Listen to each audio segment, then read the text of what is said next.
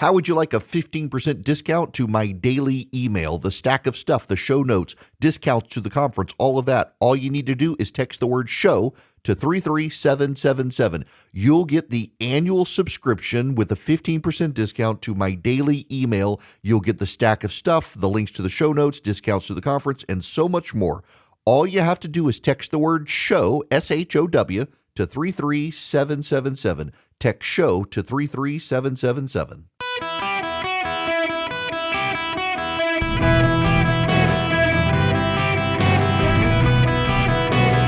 Welcome to the Eric Erickson Show podcast, Hour 3. Greetings, conversationalists. Welcome. I'm delighted to have you with me. The phone number of this Open Line Friday, 877-973-7425. Should you wish to be on the program, I would be very happy to have you with me. We need to discuss now what's happening in the Middle East a little more. We talked about this some yesterday, but this is... It's important, and I need to put some perspective on this for you.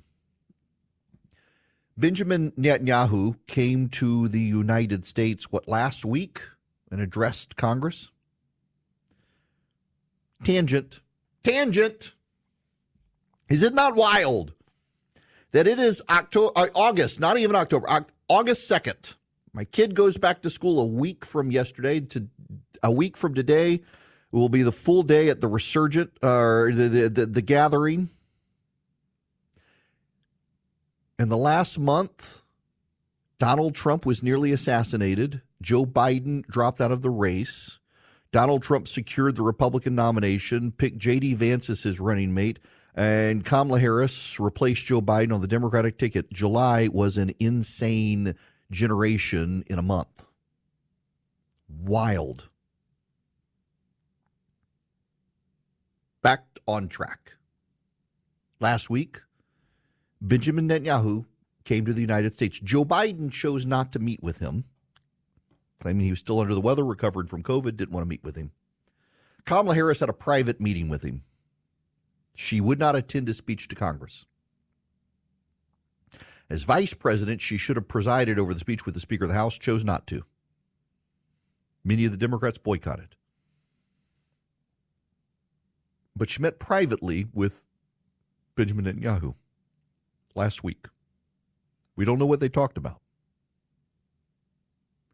What we know is that once he got home, Benjamin Netanyahu began the systematic assassination of all the bad guys. He assassinated the leader of Hezbollah, who orchestrated the bombing of the soccer field. He killed the Hamas leader in Iran. He killed the Iranian leader in Syria. He killed the Hamas leader in Gaza. And there are probably more coming. I just don't believe it was a coincidence that he met with Kamala Harris last week, went home, and began wiping out all the bad guys as quickly as possible. I kind of think that if Netanyahu is calculating, he's probably calculating like a lot of people are, that the winds have shifted in this country. Kamala Harris, increasingly, the odds are she could get elected president. The Republicans haven't counterattacked in ways that are effective. She's gaining momentum. The media is protecting her, and she is no fan of Israel. Now, Democrats will say she's married to a Jewish man. Well, typically when people on the left say it's about Israel, they're actually anti-Semites and they hate Jews. But when Kamala Harris says she hates Israel, she's married to a Jewish man. She doesn't hate Jews, but she sure hates Israel. She really doesn't like Benjamin Netanyahu. But she's not a fan of Israel to begin with. Kamala Harris really does believe in a two-state solution, and she really does want some sort of peaceful land for the Palestinians. And the problem is that any land given to the Palestinians would be a land that would just be a base of terror operations. So it is necessary for Netanyahu to take out all the bad guys as quickly as possible in case Kamala Harris gets elected. Not only that, there's something else that has come up. This is Karine Jean-Pierre, the White House press briefing yesterday. A follow-up on the 9/11 plea deal, if I may. Does the president still plan to close Guantanamo Bay prison before he leaves office? And is there a realistic pathway to do that in the next 6 months? That's still something that the president wants to do and get done. As far as a timeline, don't have anything for you here, but obviously this is something that he wanted to be done under his administration. Just don't have anything else to read out or preview at this time, but it is something that he's determined to get done. You got that? He wants to shut down the prison at Guantanamo Bay. Now, here's the interesting thing. So they say, yeah, he wants to shut down Guantanamo Bay, wants to get it done. But here is John Kirby talking about the plea deal with Khalid Sheikh Mohammed. Could you say something about this, though? Does President Biden and Vice President Harris think that it is justice for the Gitmo prisoners that perpetrated the 9/11 bombings? Is it justice for them to get plea deals from the United States? So I can say this on that. Number one, this was a decision made by an independent military convening authority inside the military commission's process. The White House was not aware that the deal was in the works. In fact, we weren't even aware that it had been inked until just a couple of days ago. Does anybody believe that? So Joe Biden says he still wants to wind down Guantanamo Bay where Khalid Sheikh Mohammed was. And what we now get he had no knowledge of a deal. Really? Does anyone actually believe that? I need to know. Does anyone really believe that Joe Biden had no knowledge that this deal was being cut? When he is the commander-in-chief of the American military, there is no independent military commission independent of the commander-in-chief. And it goes along with his idea of getting rid of Guantanamo Bay. This administration, and I tie all of this to what's happening in Israel, has 6 months left and no more accountability. Before Joe Biden walks out the door, Hunter Biden will be pardoned. And when there's no accountability and the progressives are in charge, because Joe Biden is asleep at the switch. Joe Biden he does not have the mental faculty to be able to do everything in this administration anymore. And it is abundantly obvious. Did you see he tried to climb onto the empty plane after the hostages were released, and last night from Russia, he tried to climb onto the empty plane. It was very sad to see. Man's just wandering all over the place.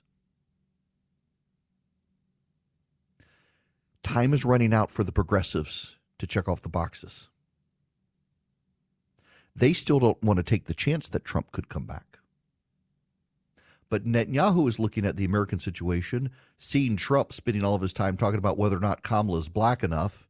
Kamala Harris out there attacking Donald Trump. Does he really want to take the gamble? He's got to move fast. And it's destabilizing the situation in the Middle East. But that destability is coming because Kamala Harris doesn't care for Israel.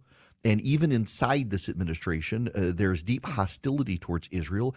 And in fact, at the administrative level of the National Security Agency, you've got people who have been leaking about Israel, and leaking not just about Israel, but to the Iranians.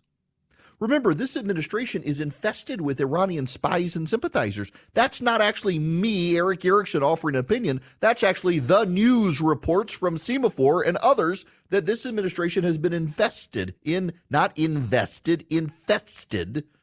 with Iranian spies and sympathizers. Israel's got to act alone. And he's got to speed it up. Netanyahu does. Now, I will say this. Biden is engaged enough that he is pledging military support to Israel and new arms to Israel so that if Iran tries to respond, Israel will be able to mount a counter response. Remember what happened the last time Iran tried to respond? Iran tried to respond and didn't hit anything, maybe a camel, but that's about it. Iran gave it its all to respond to Israel the last time within the last year and couldn't hit anything. A lot of people said, oh, well, that was just for show. But the military is like, no, they fired their very best weapons. They fired their very best weapons. It was a show of force from Iran. They did intend to do damage, and they didn't do any. And it was spun in the press at the time as well. This was Iran doing it for show. They had to mount some response so their people would turn on. The Iranian people are not going to turn on the Iranian government for not taking out Israel. You know, a lot of Iranians actually have relatives who are Jewish. So there was this thing. Way back a long time ago, there was this thing. Was called the Kingdom of Samaria and the Kingdom of Judah. Descended from the Kingdom of Israel. You had David, you had Solomon, you had Rehoboam. Rehoboam was a bit of a ikday. Didn't listen to the old guys, listened to the young guys, caused a rebellion, split the country in half. Babylonians came in, the Assyrians came in and took out the northern kingdom.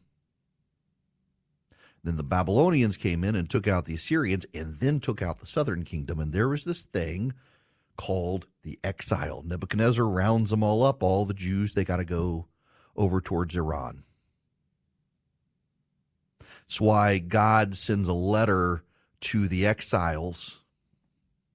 It's my favorite passage in the Bible. I've read it so much on air. It's a letter to the exiles from God Almighty himself. And he says, build houses, settle down, plant gardens, eat what they produce, marry, have sons and daughters, find wives for your sons, give your daughters in marriage, so that they too may have sons and daughters, increase in number there, do not decrease, and seek the peace and prosperity of the city in which I've carried you into exile. Pray to the Lord for it, because if it prospers, you too will prosper. And you're going to be there for a long time, 40 years. Well, guess what? A lot of them stayed. Not all of the Jews went back to Israel after the exile. Some of them stayed, and they had families. Their families had families, and they stayed. There was a huge community of Jews in Iran. When the Iranian Revolution happened in 1979, a lot of them began to flee, but there are still some there. They're a persecuted minority. Many of the Iranians who live in Iran today have family that live in Israel. There's a great program called Tehran. It is on Apple TV Plus. It's a brilliant program. And it's about one of those families where there's a family that lives in Iran and part of the family lives in Israel, and one of the kids in the family is a spy and works for the Mossad and goes into Iran and has to seek refuge with the family. It's a great TV show, by the way. There are a lot of Jews in Iran. The idea that the Iranian people would turn against the Iranian government for failing to fire on Israel is nonsense if you know the history. The Iranian people hate the Iranian regime. They just don't have the armaments. They don't have a Second Amendment like the Venezuelans don't have a Second Amendment. They can't just go overthrow the government. They need American support. And the last time they attempted a rebellion, Barack Obama sold them out and a bunch of Iranians died in the streets. Netanyahu knows he's got to move fast because we have an incompetent foreign policy team. And if Kamala Harris wins, that incompetent foreign policy team is only going to get more incompetent because Kamala Harris is to the left of Joe Biden on matters of Israel. Joe Biden himself is hostile enough to Israel. Kamala Harris is even worse. You got to expedite matters. You've got to move if you're Benjamin Netanyahu. You got to start killing people. All the people on the left in this country have been saying he's dragging his feet because he's holding on to power and he knows if he speeds it up and wins the war, well, then he's going to be booted from office and he might go to jail. He's slowing down. That's always been nonsense. That is American leftist talking points about Benjamin Netanyahu. It hasn't actually been true. Anyone who actually knows anything about Israeli politics knows it hasn't been true. But that's left-wing groupthink in the American press corps. What is for certain is that whatever Kamala Harris told Benjamin Netanyahu last week was a clarifying moment, and Netanyahu went home and decided, I got to kill all these guys as fast as possible just in case she gets elected. And it is that anti-Israeli view from this administration that is causing instability in the Middle East and also causing Israel to realize we're in this on our own and we better act fast. If anything, whatever she said was actually a good thing to drive Israel to start taking these guys out as quickly as possible. More of this, please. More. Kill all the bad guys, Israel. We're hoping you do. We're rooting for you. Hello, my friends. How are you? The phone number here, 877-973-7425. Let me get to Jim's phone call. Welcome to the show, Jim. How are you? Hey, does the Biden administration owe Oliver North an apology? Because Oliver North swapped old munitions for hostages, whereas the Biden administration swapped assassins and others for their hostages. He's not going to get one. That's an interesting comparison. Although I would say, if we're being honest about it, what Ollie North did was, well, he rerouted things to the Contras, even though Congress had explicitly said you weren't allowed to. So there was some of that in there as well. I will say this. I think when you know Khalid Sheikh Mohammed is hanging out at Guantanamo Bay.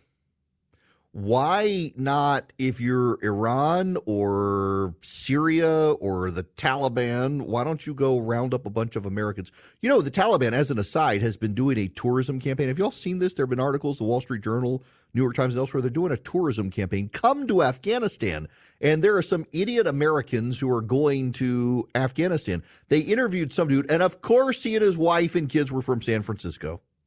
Good liberal dude going to see Kabul. And he's like, well, other than my wife and my daughter having to cover their faces the whole time, it's very eye-opening experience of Kabul. It's just such wonderful people. And I mean, you can almost see the guy blinking SOS. Those idiots are going to get rounded up and held hostage until they release Khalid Sheikh Mohammed. Look, we've done prisoner exchanges for a very long time. This is the largest one since the Cold War. But as much as the administration pushes back and says there's no evidence that this will provoke other kidnappings, I'm not necessarily so sure, particularly when they're making a big stink about keeping the mastermind of 9/11 alive. I am stunned. And by the way, I want you to know as well that they've come out now from the National Security Council and said Kamala Harris played no role in the hostage negotiations. Of course not. Everything Kamala Harris touches winds up being a disaster, from the border to everything else. Of course, it's notable they shut her out of the process. The Biden administration itself wanted her to play no role in it. That's pretty telling. You know, we had a call earlier worried about bank collapses, and there are worries out there, and you got 22-year high interest rates that may be coming in at some point, maybe. Swiss America has been the trusted leader in precious metals for 40 years. They've been warning people about the secret war on cash for quite some time. If you're interested in safeguarding your hard-earned cash from the secret war on cash, you need their free report. They're rated A+ by the Better Business Bureau. They can educate you on protecting your assets. Their report is completely free, and it applies to digital forms of currency. It's kind of eye-opening what the government's been doing in terms of the things they put into paper currency to be able to track you, and then bank regulations and rules. The report takes less than 15 minutes to read. It can save you on your retirement and finances. You get your report by calling or texting my name, Eric, to 800-289-2646. The All Out War on Cash, as I mentioned, includes digital forms of currency. Call or text my name, Eric, E-R-I-C-K, to 800-289-2646. That's 800-289-2646. Message and data rates may apply. All right, I got to just comment here on the way back in that I find it very, very funny that the other day, I don't know if you saw it, there was a Olympic, I guess it was rowers, and they used the last names, and it was like Christ and Peter were the rowers. And today there's a diving competition between Mr. Long and Mr. Wang. I'm sorry. The high school boy sense of humor that I have, middle school boy, I should say, sense of humor, just finds it very funny to see on the screen the divers, Long/Wang, in the same way Christ/Peter was very funny the other day. Yes, I know. I've got a juvenile sense of humor. That's why you listen to me. All right, we got to move on. I wish to talk about my hatred of Bloomberg News. It's actually relevant here. I want to say something. In all seriousness, this isn't a joke. I'm not trying to be flippant. At this point, the election is a toss-up. Nate Silver, who had given Donald Trump 61% chance against Kamala Harris the other day, revises it in his model. His model now shows the race is pretty much tied. I have an email from a lady who says on YouTube she's starting to see anti-Harris ads, which is good. But he went from a sure thing to a toss-up pretty quickly. And I don't know where this thing is going to head. But if Donald Trump wins the presidency, I hope one of his first acts as president is to throw the White House press corps out of the West Wing. While not every reporter there was complicit in the cover-up of Joe Biden, many members of the White House press corps were complicit in conspiring with the Democrats to cover up Joe Biden's decline. The press is become the enemy. And if you don't believe me, look at the coverage across networks of Joe Biden after that debate and now Kamala Harris, where none of them wish to challenge her or ask tough questions. They are fixated on Donald Trump, doing everything they can to cost Donald Trump the election. They really are against him. It is not just an editorial position. It is the position of the anchors themselves and the reporters. Many of them are in the White House. Donald Trump, if he gets elected, should take back over the White House press office, the Jim Brady press room, and boot him out to the old executive office building and say, you're not allowed in the West Wing. Absolutely and fundamentally should get him out of there. Of all of the press outlets out there, one of the ones I have great concerns about is Bloomberg News. And Bloomberg News very nearly put Evan Gershkovich and the other Paul Whelan and the rest of their lives in danger. Bloomberg News did something that genuinely is inexcusable. Before I get there, I need to give you a backstory on Bloomberg. Bloomberg did a story a good while ago. In October of 2018. Here's the story that Bloomberg did. They argued that Supermicro, which is a computer that makes motherboards for servers. Bloomberg ran a story that claimed that Supermicro, intelligence officials, and various companies have said that their chips were compromised by rogue chips that were designed to surreptitiously phone home to Chinese intelligence servers. That was the story. The result is Supermicro's stock price fell from $21.50 a share to $11.65 a share. Crashed, cut almost in half because that story came out from Bloomberg. Now, I and others have warned that something like this could happen. And in fact, this is a concern of the National Security Administration and others that Chinese chips are compromised. It's one reason if we're going to do domestic industrial planning, it should be for our weapons industry because we don't want to rely on Chinese microchips in our rockets and precision-guided missiles. Bloomberg's big hack story came out in October 2018. Said that the data centers from Apple, Amazon, and at least a dozen other companies were, in fact, compromised by those chips. The original story really is insane. This was the headline at the time.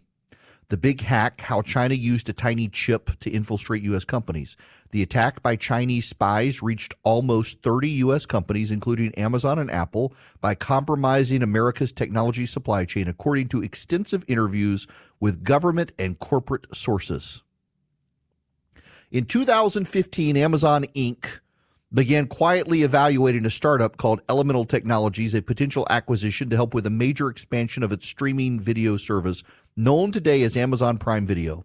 Based in Portland, Oregon, Elemental made software for compressing massive video files and formatting them for different devices. Its technology had helped stream the Olympic Games online, communicate with the International Space Station, and funnel drone footage to the Central Intelligence Agency. Elemental's national security contracts weren't the main reason for the proposed acquisition, but they fit nicely with Amazon's governmental business, such as the highly secure cloud that Amazon Web Services was building for the CIA. To help with due diligence, AWS, which was overseeing the prospective acquisition, hired a third-party company to scrutinize Elemental security. According to one person familiar with the process, the first pass uncovered troubling issues, prompting AWS to take a closer look at Elemental's main product, the expensive servers that customers installed in their networks to handle video compression. These servers were assembled for Elemental by Supermicro Computer Inc., a San Jose-based company primarily known as Supermicro, that's also one of the world's biggest suppliers of servers. And the conclusion was that the servers and the microchips were compromised, and Bloomberg had the sources inside the companies and inside the national security intelligence of the United States.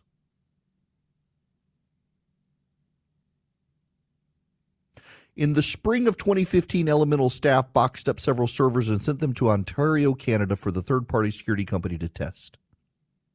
Nested on the server's motherboards, the testers found a tiny microchip, not much bigger than a grain of rice, that wasn't part of the board's original design. Amazon reported the discovery to U.S. authorities, sending a shudder through the intelligence community.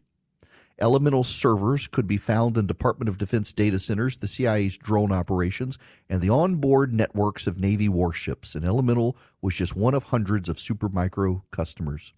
During the ensuing top-secret probe, which remains open more than 3 years later, investigators determined that the chips allowed the attackers to create a stealth doorway into any network that included the altered machines. Multiple people familiar with the matter say investigators found that the chips had been inserted at factories run by manufacturing subcontractors in China. The attack was something graver than the software-based incidents the world has grown accustomed to seeing. Hardware hacks are more difficult to pull off and potentially more devastating, promising the kind of long-term stealth access that spy agencies are willing to invest millions of dollars and many years to get. Sounds amazing. Sources say, etc., etc., etc.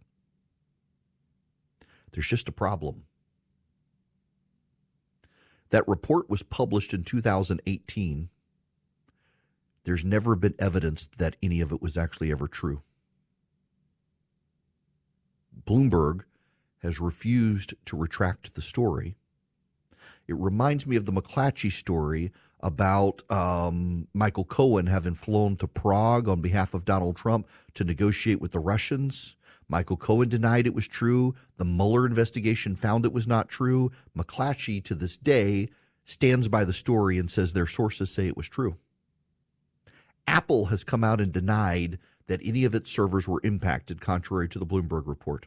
Amazon has come out and said they have no knowledge of anything that Bloomberg was reporting. They don't know anything about it.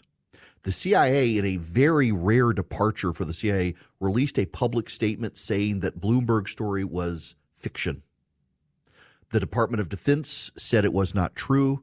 The Navy specifically said it has found no evidence that anything Bloomberg reported was true. The National Security Agency rejected it.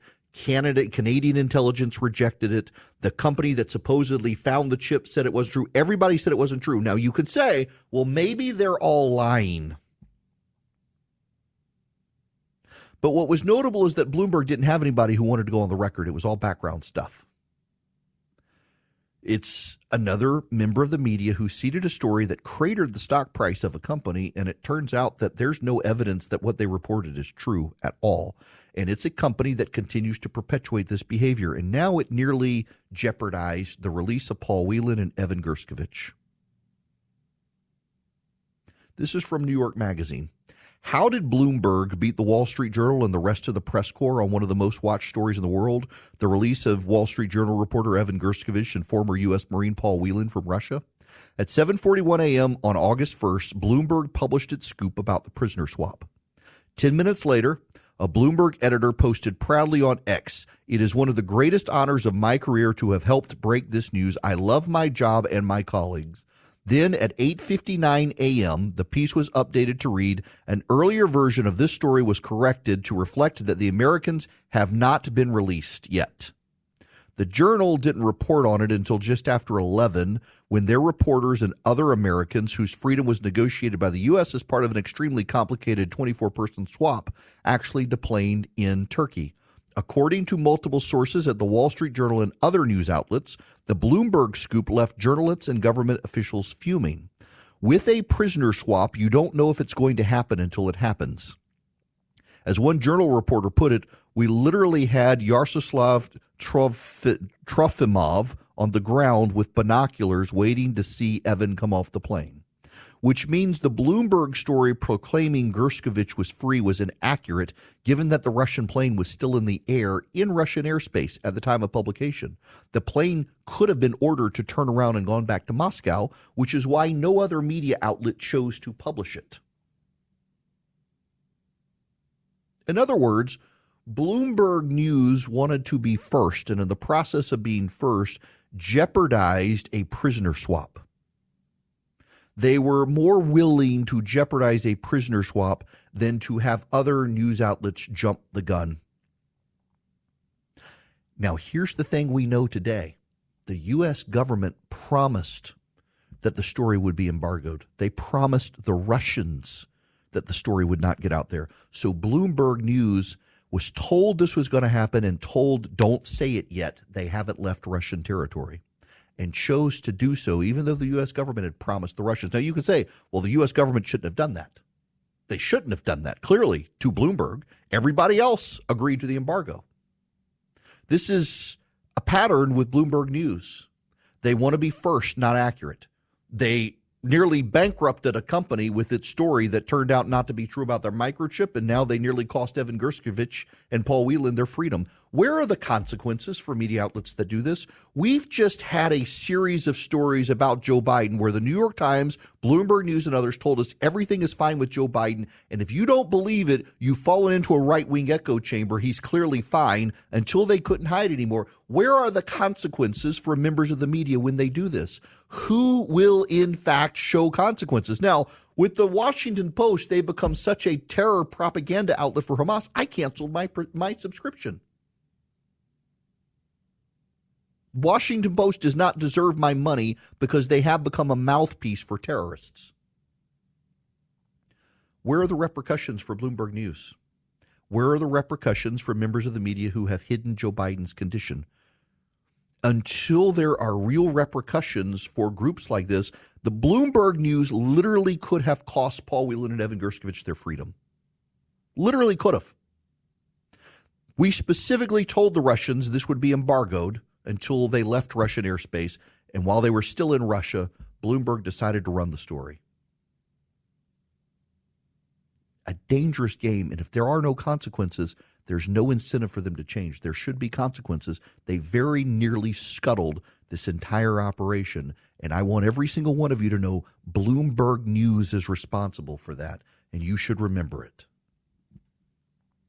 Now, I got to tell you about the Eden Pure Thunderstorm, the 3-pack deal. A little birdie told me it might be changing up. So if you want to get 3 of them, save $200 and get them for less than $200, you better go to EdenPureDeals.com today and put in ERIC3, ERICK3. EdenPureDeals.com. The discount code ERIC3. The Eden Pure Thunderstorm is an air purifier, so it gets rid of dust and pollen. It uses electrostatic plates, so it does not require a subscription for filters. Beyond that, though, it's an odor eliminator. So let's say you got a baby. Dirty diaper smell, it's gross. We've all been there, those of us who are parents. You got the little thing you can throw the diaper in, like the long snake of bags, and then you twist and it seals off. Still can stink. Sometimes it's overly fragrant. The Eden Pure Thunderstorm wipes out those odors. Smoke odors, you got somebody who smoked in your house or in a rental car or something, wipes out those odors. You can plug it in with a USB cord or you can plug it into the wall. I've used it in rental cars and hotel rooms, and it works. EdenPureDeals.com. EdenPureDeals.com. The discount code is ERIC3, ERICK3. You'll get 3 of them for less than $200. You'll save $200. You'll thank me later. They really do work. EdenPureDeals.com. Discount code ERIC3. Hello there. Welcome. It's Eric Erickson here across the United States of America, and I am delighted to have you with me. I'm trying to schedule my golf outing for this afternoon. So, here at the end. You know, I'm a bad golfer, but I've gotten better. And I think, so if any of you want to email me and have tips, I joined something called the Broken Tee Society. It's a group of people who are passionate about golf, the Golfer's Journal. If you follow me on Instagram, I'll put up a link if you're interested in joining. Just for people who are passionate about golf, I'll put it in my stories on Instagram. You can follow me there if you text Eric to 33777. But I've been thinking, I've never taken a golf trip before. And I want to get together with a group of friends of mine, and I want to take a golf trip. And I've discovered some of the best golf courses that are fun to play are out west. There are great ones on the East Coast. Like I want to go to Pinehurst at some point. Been promising the people up at Southern Pines I would come hang out with them. I got a lot of listeners in that area and should go to Pinehurst and hang out and play golf. But I'm thinking I want to do a Las Vegas golf trip and go to Wolf Creek and play the Wind course, figure out if I can get onto, Shadow Creek out there and some of the others. Any tips would be appreciated. I figure before I turn 50, I should do golf trips with my friends. It's just because, I saw a meme and it's so true. It's so true, y'all, that when you get to your 40s, you begin to either dress like you're about to hike a mountain or go play golf. And I think it's true. I got friends of mine who wear their like hiking boots and their Patagonia shorts and their Columbia shirts and all, like they're about to go climb a mountain somewhere. And then I got my friends who wear their Peter Millar shirts and their shorts and get their Holderness and Bourne outfits. And that's me. I'm literally in a Holderness and Bourne shirt right now. I dress like the golfer. I might as well embrace the part and start playing golf more. You got to do something before you hit 50, and it's approaching quicker than I wish to acknowledge, which is one reason when I get off this program today, I got to go to the gym, continue to lose weight and get in shape. And y'all, it sucks. I got the worst cramp in my leg last night. All I did yesterday at the gym was push and pull this freaking sled with like 200 pounds on it. You push it down and then you pull it back, and you push it down and you pull back. And supposedly it's great for your core and mobility. And I believe I'm just a sucker. I think that's what it is. I don't believe it's actually helping me. I think it's just the trainer at the gym was like, I want to see if this idiot will actually do that. Well, I did it. I just want everybody to know I did it. And it sucked. Nonetheless, we're out of time. I'm going to go hit golf balls after I go to the gym so that I can avoid my family's routine of, what do you want for supper? I don't know. What do you want for supper? Food? What sort of food? The type of food that you eat? What sort of food do you want to eat? The type of food that I like? What do you like? Food? This is why Omaha Steaks is good in your life, people. You all have a great weekend. Enjoy your weekend. I'll see you on Monday. We got the gathering next week.